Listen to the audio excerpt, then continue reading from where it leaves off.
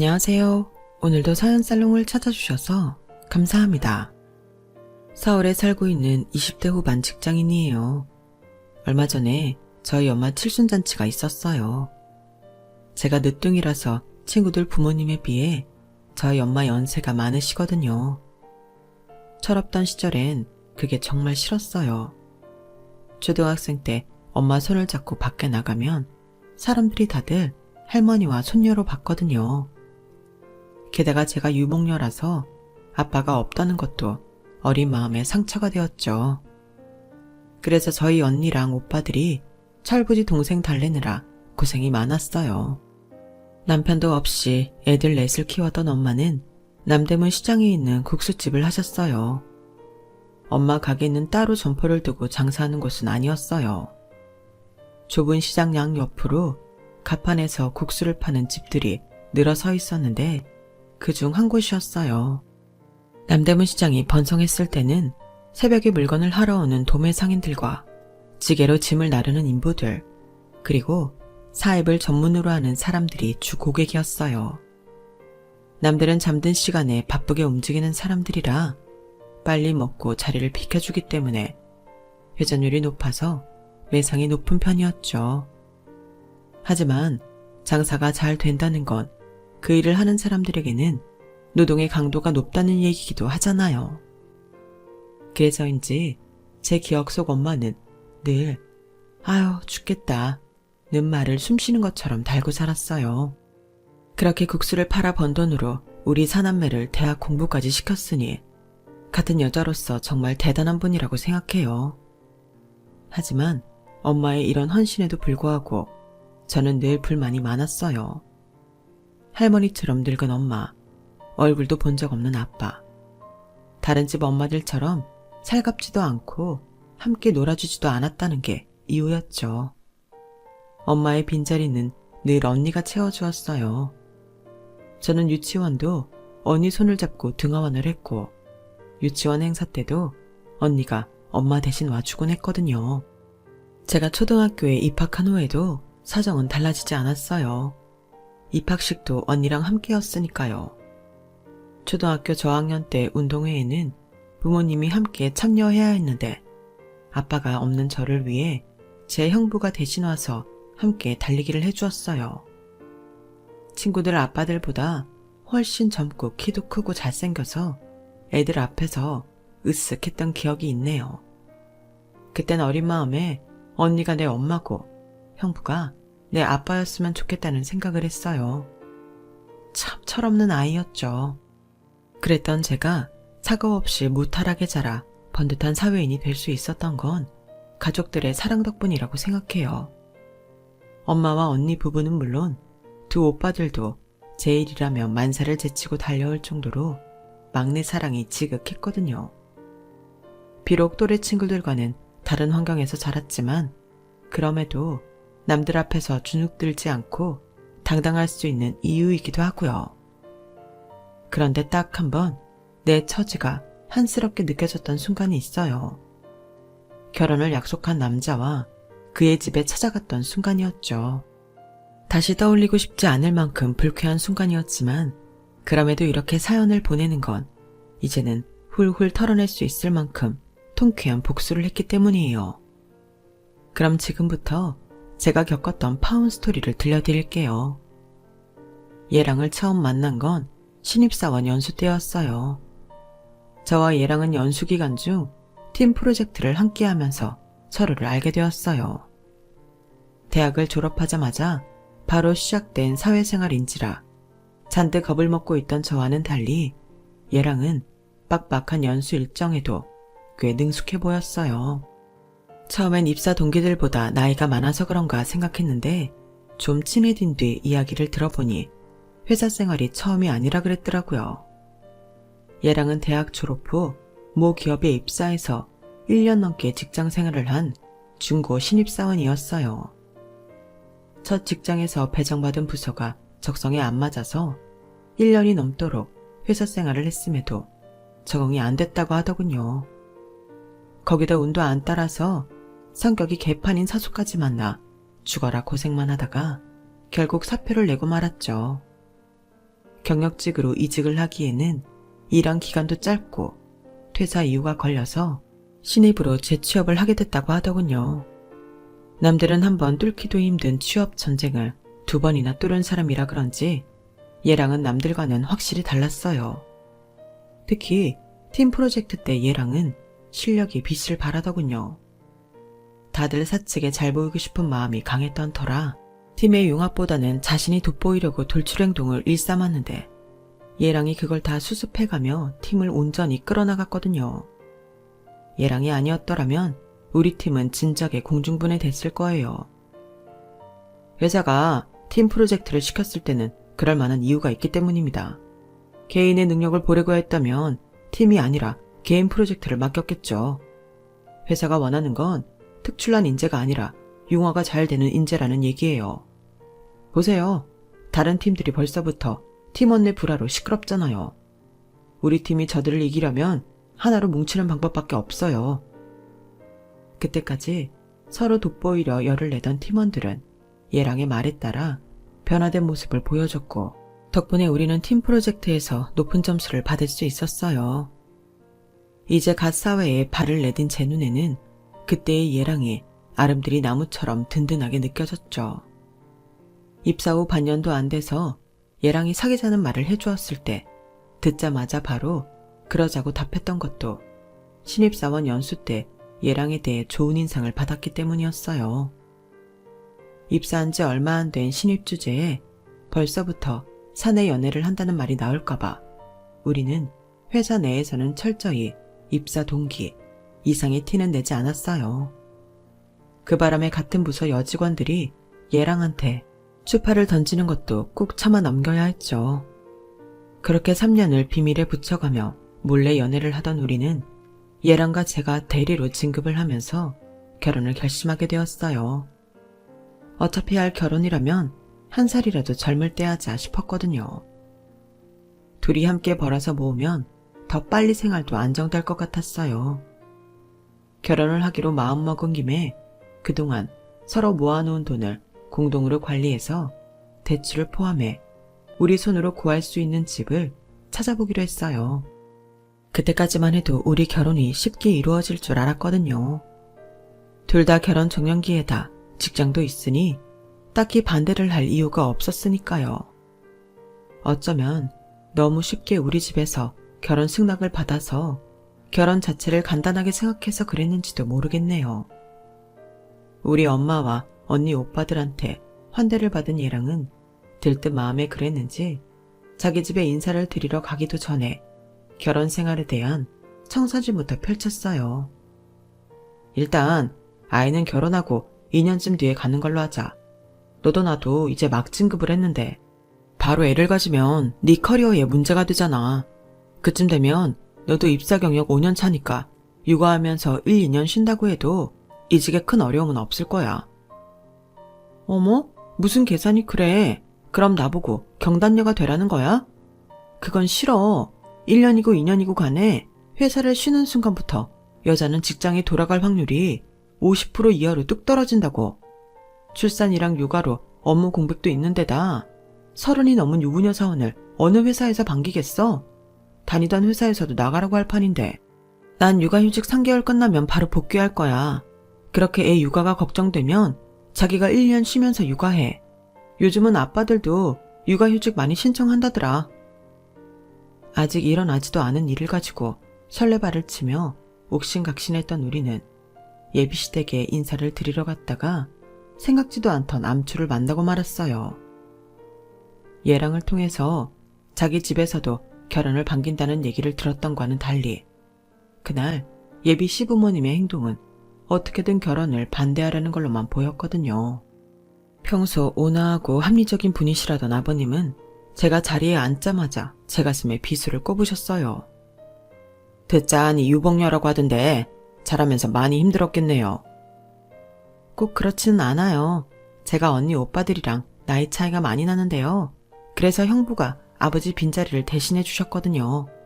오빠들도 마찬가지고요. 제 딴에는 무난하게 대답을 잘했다 생각했는데 아버님이 인상을 쓰시며 그러시는 거예요. 내 말을 잘 못 알아듣는 모양인데 난 지금 그쪽 형부나 오빠들이 부친의 부재를 메꿔왔다는 게 궁금한 게 아니에요. 그게 흠이 될 수 있다는 걸 말하는 거지. 지금 이 자리가 입사 면접 자리는 아니잖아요.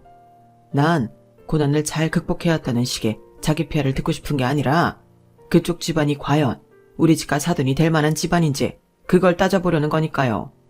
한 집안의 며느리가 되겠다고 왔으면서 자신의 흠이 결혼의 걸림돌이 될 거라는 생각을 안 해본 건가요? 순간 머리가 띵해졌어요. 아버님 말씀대로라면 제 의지나 노력에 상관없이 유복녀라는 사실만으로도 저는 이미 커다란 핸디캡을 안고 시작하게 된 거니까요. 그 순간 어린 시절 아빠의 부재로 친구들한테 놀림을 받았던 일과 친구 엄마들이 저를 바라보던 냉소적인 눈빛이 되살아나기 시작했어요. 형부와 오빠들 덕분에 아빠의 빈자리는 채울 수 있었지만 그렇다고 빈틈이 없었던 건 아니니까요. 나이를 먹어감에 따라 잊어왔던 서늘한 차별과 냉소가 하필 이 순간 제 앞에 떡 버티고 서 있을 줄은 몰랐기에 그 충격이 더했어요. 제가 평소와 달리 아무 말도 못하고 고개를 떨구고 있자 예랑이 나서서 제 편을 들어주었어요. 아버지, 결혼은 우리 두 사람이 하는 거예요. 아버지나 돌아가신 장인어른이 하는 게 아니라고요. 제가 한두 살 먹은 아이도 아니고 내 미래를 같이 할 여자를 외모만 보고 대충 골랐겠어요. 누구보다 깐깐하게 고르고 고른 사람이에요. 어떤 면에서는 저보다 더 나은 사람이기도 하다고요. 그러자 어머님이 끼어들어 한마디 하셨어요. 수십 년을 한 입을 덮고 산 부부 속도 모르는 판에 몇 년 사귄 걸로 어떻게 사람 됨됨이를 속속들이 하니? 엄마, 그래도 이건 아니죠. 사람을 면전에 두고 이러시면 어떡해요? 모르는 소리 마라. 당장 쓴소리가 살아가는데 오히려 도움이 되는 법이니까. 다른 것도 아니고 집안에 사람을 들이는 중차대한 일이야. 겪어보고 드릴 수 있는 것도 아닌데 그럼 뭘 보고 판단하라는 거야. 달래 사람들이 자식 혼사 앞두고 상대 집안 형편이나 부모 직업 따지는 줄 아니? 뭣도 모르면서 아버지 말에 토를 달고 그래. 오늘만 해도 봐라. 평소 네가 네 아버지 말에 토 달고 달라든 적 있었니? 얘가 우리 집에 오지 않았으면 평생 가도 이런 일 없었을 거다.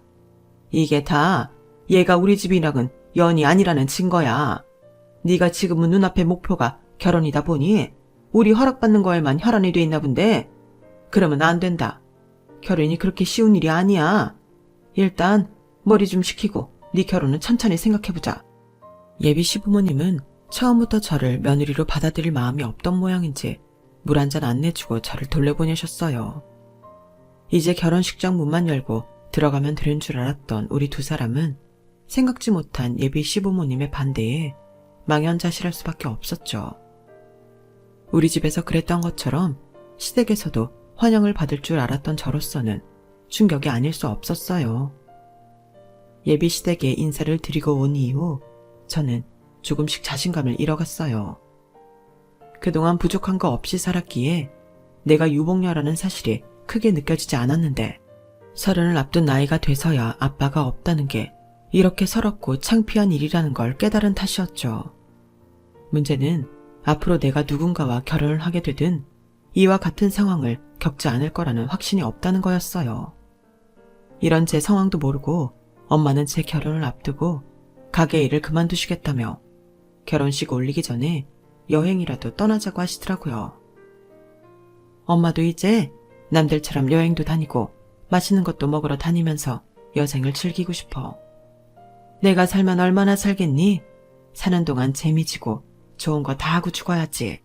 TV에서 보니까 스위스가 그렇게 멋지던데 수진이 너 결혼하기 전에 엄마랑 스위스 여행 안 갈래?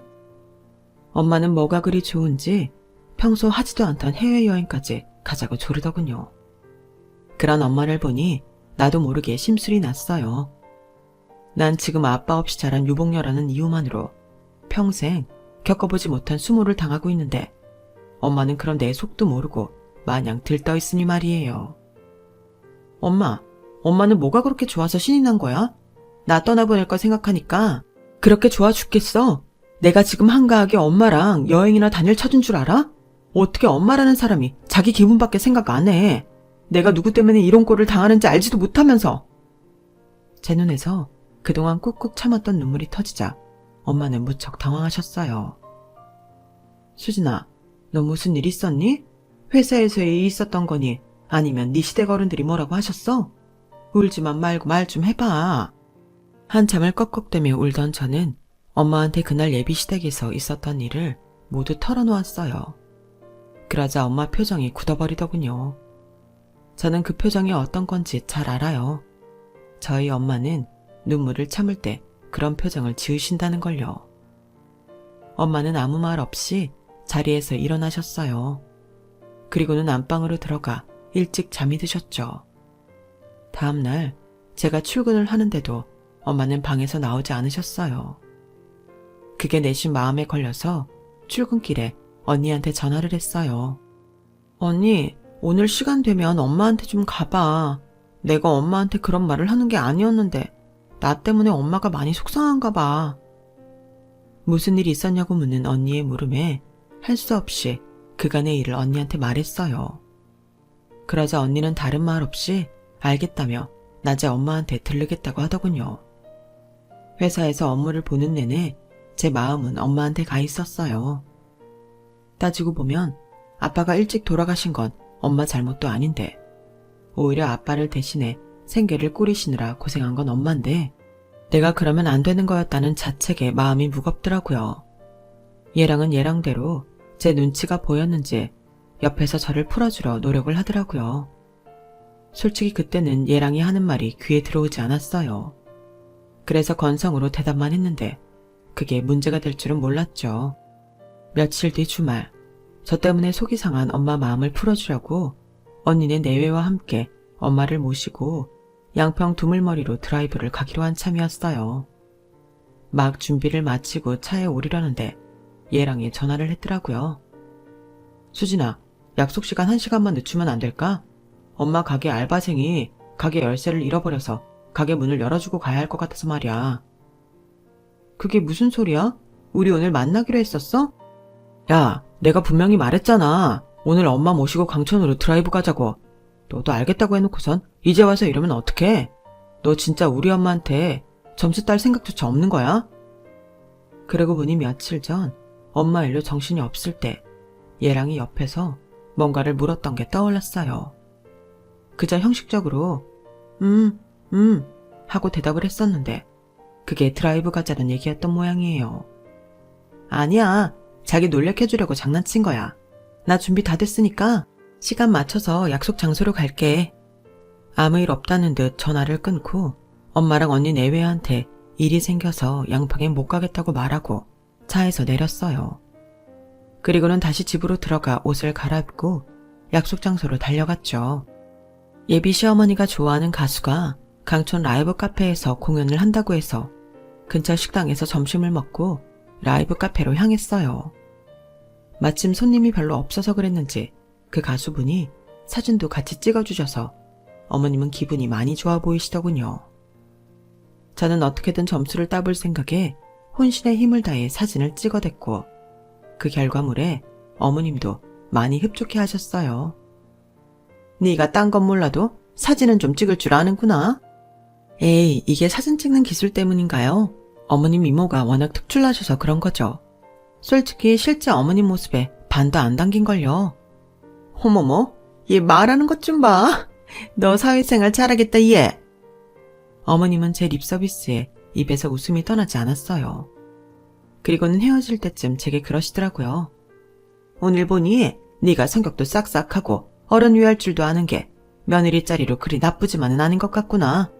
재우한테 얘기해놨으니까 둘이 상의해서 결혼 준비 시작해라. 우리 바깥 양반은 내가 어떻게든 마음 돌려볼 테니까. 어머님 감사합니다. 제가 앞으로도 잘할게요. 그때는 얘랑한테 무슨 얘기를 해놨다는 건지도 모른 채 결혼을 허락해 주셨다는 사실에 감격해 들떠 있었어요. 그리고 다음날 오후 회사에서 얘랑과 점심을 먹으면서 듣게 된 말에 저는 할 말을 잃고 말았어요. 우리 막내가 사고를 쳐서 그거 수습하느라 돈이 많이 들어가게 됐나 봐. 말로는 아니라고 하시는데 우리 결혼 반대하신 것도 결혼 자금 대주실 여력이 안 되셔서 그런 것 같아. 아, 그 자식은 하필 이럴 때 사고를 쳐서는. 어차피 우리 돈으로 하기로 한 거였잖아. 대학까지 보내주셨으면 됐지. 자식 결혼까지 부모님이 책임질 필요 있나? 그게 말이야. 문제는 동생이 낸 사고 수습을 하는데 생각보다 돈이 많이 들어가서 내 돈도 좀 들어가야 할 것 같아. 한 7천 정도 내가 보태드려야 할 것 같다고 하시더라고. 뭐? 그럼 집은 어떻게 구해? 가진 돈도 모자라서 대출까지 풀로 받아야 할 판인데 막내 동생이 고등학생이라고 하지 않았어? 고등학생이 사고를 쳤으면 얼마나 큰 사고를 쳤길래 돈이 그렇게 들어가? 여러분도 뉴스를 통해 들어보셨는지 모르겠지만 요즘 학생들 사이에서 불법 도박이 극성이라네요. 얘랑의 막내 동생도 친구들을 따라 호기심에 용돈으로 스포츠 도박을 시작했는데 이게 돈을 좀 따게 되니까 돈 욕심이 생긴 거죠. 그래서 사채까지 끌어다 도박을 하기 시작했고 그게 승률은 떨어지는 데다 빌린 돈의 이자는 하루가 다르게 붙어서 몇백만 원이 순식간에 몇 억이 되어버린 거예요. 더는 자기 선에서 해결이 안 되니까 부모님께 이실직고를 한 거죠. 고등학생 막내 아들이 벌인 일이라고는 믿어지지 않을 엄청난 규모의 빚 앞에서 예비 시부모님은 억장이 무너지는 심정이었을 거예요. 그리고 그 여파로 저 역시 그렇게 되었고요. 자기 동생 정말 미친 거 아니야? 나이도 어린 녀석이 할 게 없어서 도박을 해? 나도 그 소리 듣고 미치는 줄 알았어. 세상이 어떻게 돌아가려고 이러나 몰라. 아무튼 수진아, 내 동생 일로 너한테 피해줘서 미안해. 그래도 어쨌든 내 동생인데 빚은 갚아줘야 하지 않겠니? 그러니까 우리 결혼은 좀 천천히 하는 걸로 하자. 준비도 안 된 상태에서 덜컥 결혼식만 올렸다가는 오히려 더 힘들어질 것 같거든. 남편 입장을 모르는 건 아니지만 이런 일 때문에 결혼을 미루는 건 마음에 들지 않았어요. 우리가 세워둔 계획이 모두 허사가 되는 거니까요. 그래서 일단 집 문제는 우리 엄마한테 도움을 받아보겠다고 했어요. 저를 통해 시댁 사정을 전해 들은 엄마는 안 그래도 저 시집보낼 돈을 따로 모아두셨다며 모자란 돈은 엄마가 보태주겠다고 하셨어요. 그래서 그 일도 전할 겸 주말에 예비 시댁으로 찾아갔어요. 처음 이 집을 찾아왔을 땐 물도 안 내주고 냉대를 하셨던 시부모님은 저희 집에서 신혼집 구하는데 돈을 보태주기로 했다니까 태도가 확 변해서는 너무도 살갑게 대해주시더라고요. 시어머니는 갈비찜까지 해주시면서 살뜰히 저를 챙기셨어요. 그날 집에 있던 대학생 시누이를 처음 보게 되었는데 딸이라 그런지 아버님한테 엄청 애교를 부리더라고요. 제 앞에서는 내내 딱딱하게 구시던 아버님도 딸의 애교 앞에서는 사르르 녹아서는 딸바보가 되셨어요. 그런 부녀의 모습을 보니 부럽기도 하고 가슴 한 구석이 찌릿하더라고요. 예비 시댁에서 돌아오는데 그날따라 그렇게 속이 허전한 거예요. 우리 아빠도 살아계셨으면 나를 무척 예뻐하셨겠지? 막내딸 씨 보내기 싫다고 사위감한테 괜히 곤조도 부리셨을지 몰라. 생각이 거기까지 미치자 울컥하더라고요. 그래서 모처럼 형부한테 전화를 했어요.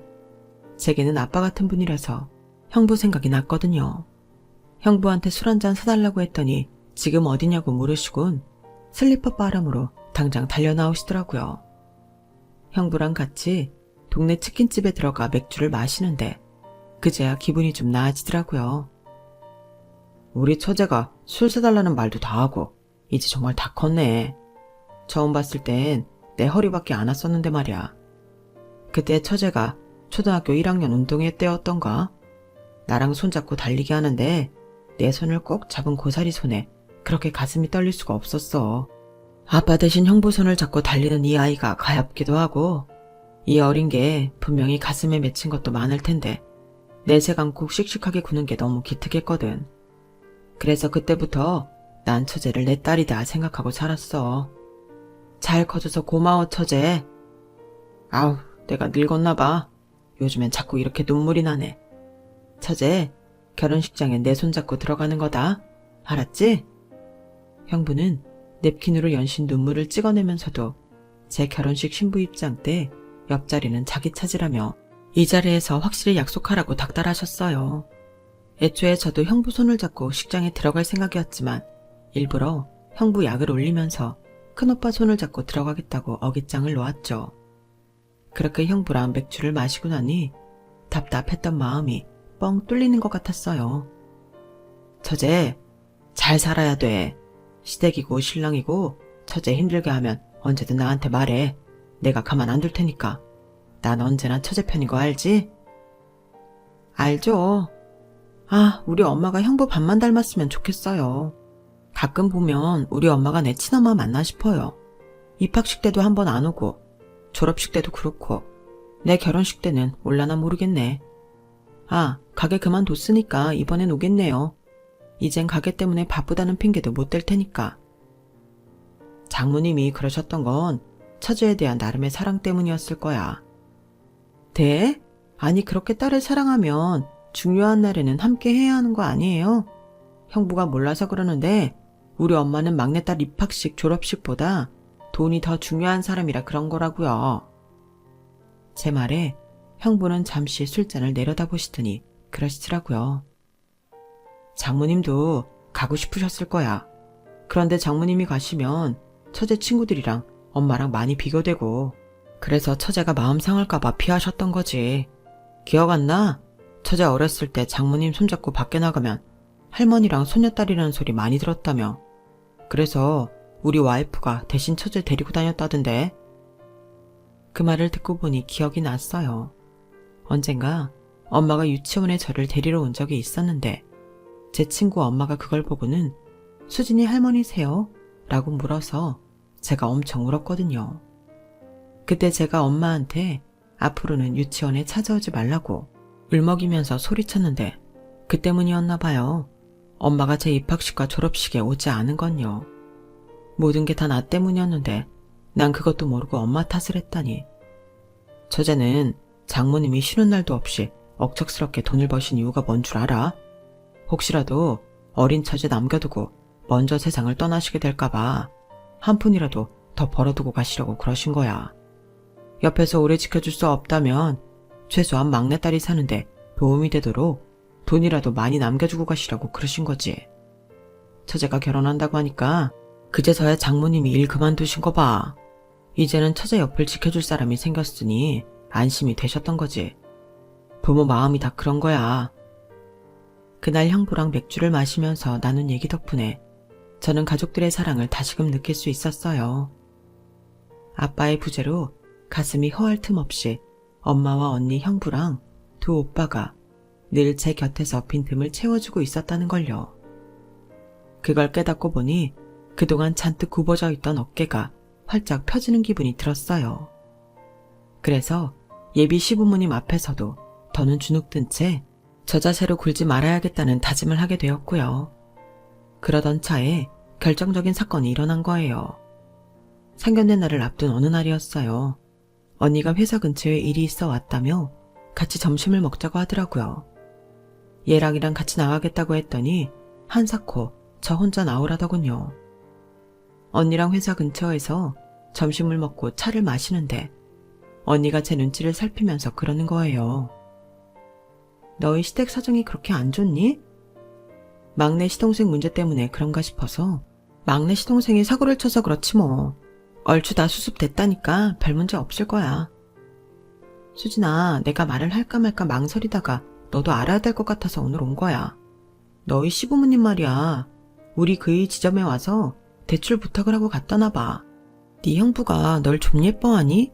사돈지간이기도 하고 너 생각해서 어지간하면 해주려고 했는데 신용 등급도 그렇고 네 시아버지 경우는 직장도 없어서 대출이 힘든가 봐. 네 형부 돈이면 어떻게든 대출을 해주겠지만 은행 돈이잖니. 그래서 그이가 직접 대출 불가 연락을 해드렸는데 네 시어머니가 그러더라는 거야. 이 정도 힘도 안 되는 사돈이라면 굳이 이 결혼 진행해야 할지 모르겠다고. 혹시 네 시댁에서 별말 없었니? 그 말을 듣는데 피가 거꾸로 솟는 것 같았어요. 아니, 자기들이 뭔데 내 형부한테까지 그런 압박을 가하나 싶은 게 이대로 두면 안 되겠다 싶더라고요. 그래서 그날 당장 퇴근길에 얘랑과 함께 예비 시댁으로 갔어요. 그랬더니 평소랑 다르게 저를 대하는데 찬바람이 쌩쌩 불더라고요. 그리고는 마치 맡긴 돈 달라는 식으로 말도 안 되는 혼수에 예단비를 요구하지 뭐예요. 제가 아무 대답도 않고 입을 꾹 다물고 있자 시어머니가 먼저 말을 꺼냈어요. 왜? 고작 이 정도도 힘드니? 그럼 니네 잘난 형부한테 부탁이라도 해보렴. 은행 부지점장까지 하는 양반이 처제 결혼하는데 이 정도도 못 해주겠어? 뭐, 정 못하겠다면 나도 더는 이 결혼 진행할 생각 없다. 엄마, 그게 무슨 소리야. 상견례가 코앞인데.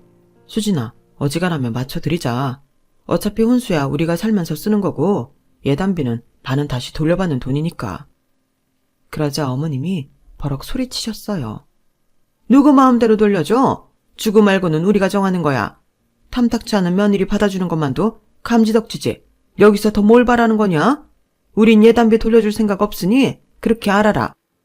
안 그래도 이 결혼에 대해 회의를 느끼던 저는 어머님의 염치 없는 행동에 결단을 내릴 수 있었어요. 그래서 홀가분한 마음으로 말씀드렸죠. 네, 알겠습니다. 그래? 그럼 예단비는 언제쯤 보내줄 거니? 가능하다면 좀 빨리 보내줬으면 좋겠는데 말이다. 그건 안 되겠네요. 저는 예단비 안 드릴 거거든요. 뭐? 예단비를 안 주겠다니 너 정말 파혼이라도 당하고 싶은 거냐? 아니요, 파혼은 안 당할 거예요. 제가 먼저 파혼을 할 거니까요. 어머님, 사람이 염치라는 게 있어야 인간 대접도 받고 어른 대접도 받는 거라고 생각해요. 아들 팔아서 떼돈 벌 생각이셨어요? 그러지 않고서야 신혼집에 억대 혼수에 억대 예단비까지. 이건 말이 안 되죠. 제가 뭐가 부축해서 이런 돈을 싸매고 이 집에 시집을 와야 돼요?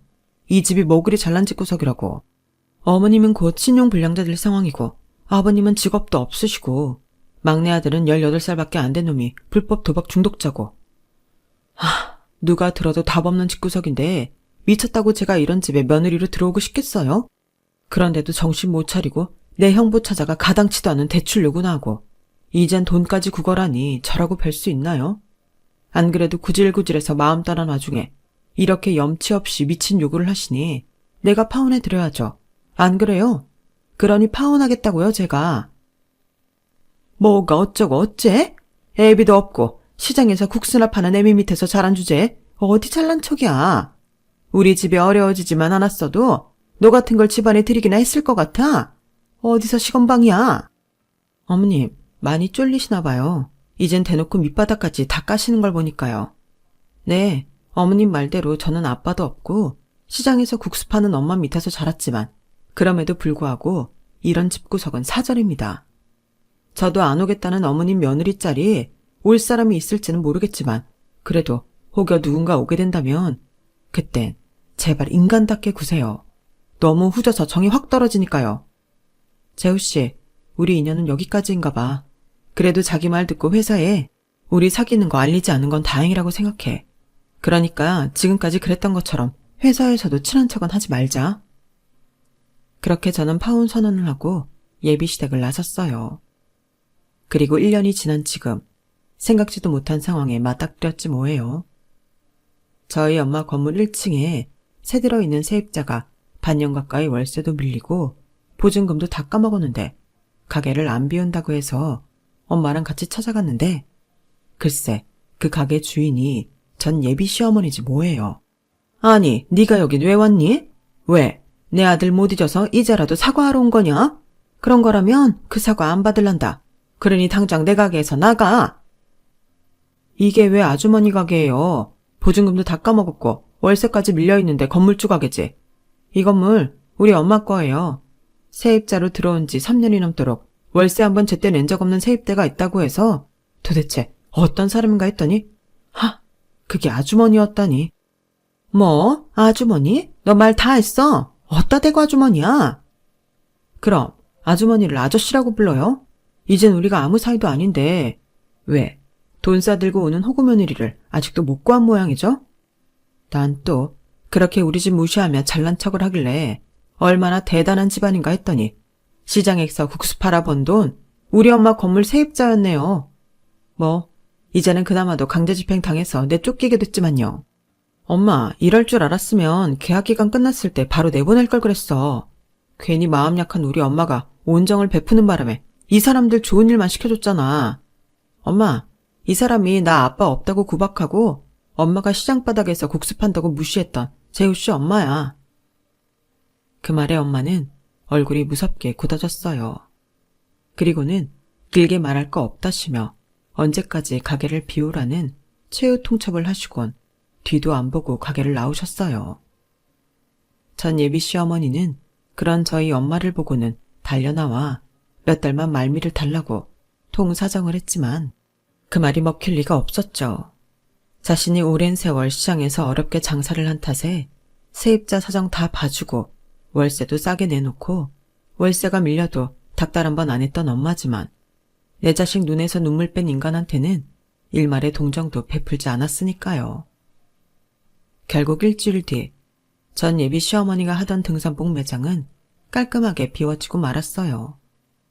그 후에 그 집 소식은 들은 바가 없어서 잘 모르겠지만 회사에서 들리는 소문에 의하면 얘랑 내 집이 지방 어디로 이사를 가서 얘랑이 입사 동기 집에 얹혀 지낸다고 하더군요. 얘랑을 생각하면 안 됐다는 생각도 들지만 그래도 내 부모 무시하던 걸 생각하면 아주 쌤통이다 싶더라고요. 주는 대로 받는다는 말이 그런가 봐요. 저도 사람한테 잘하며 열심히 살아야겠습니다. 지금까지 제 사연을 들어주셔서 감사합니다. 들어주신 분들, 옆에 계신 소중한 분들과 행복하세요. 여러분, 사연 댓글에 응원과 현명한 조언 부탁드려요. 좋아요와 구독은 저에게 큰 힘이 됩니다. 오늘도 좋은 일 가득하세요.